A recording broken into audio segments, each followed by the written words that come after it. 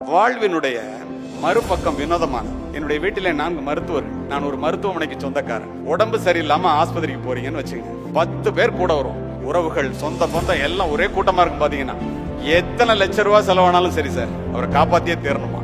படுத்திருக்கிறவனுக்கு நம்ம உயிரை எல்லாரும் சேர்ந்து நிச்சயமா காப்பாத்திடுவான் அப்படின்னு சத்தியமா நம்புவான். சாயங்காலம் ஆனோன்னா சொந்தக்காரனை தவிர எவனும் இருக்க மாட்டான், எல்லாரும் போயிடுவான். 2 நாள் ஆனோன்னா மருமகன் மருமகள், 3 நாள் ஆனோன்னா பிள்ளையெல்லாம் விட்டுட்டு ஸ்கூலுக்கு போறது நின்று போச்சு, போட்டது போட்டபடி வந்துட்டேன்ட்டு மகன் மகள். கடைசி வரைக்கும் மனைவி மட்டும்தான் கூட இருப்பாங்க, பில்லை கொடுக்குற வரைக்கும். அது சக்சஸ் ஆனிச்சுன்னா மனைவியோட திரும்பி வரலாம், இல்லைன்னா நீங்க மட்டும்தான் போகணும் தனியா.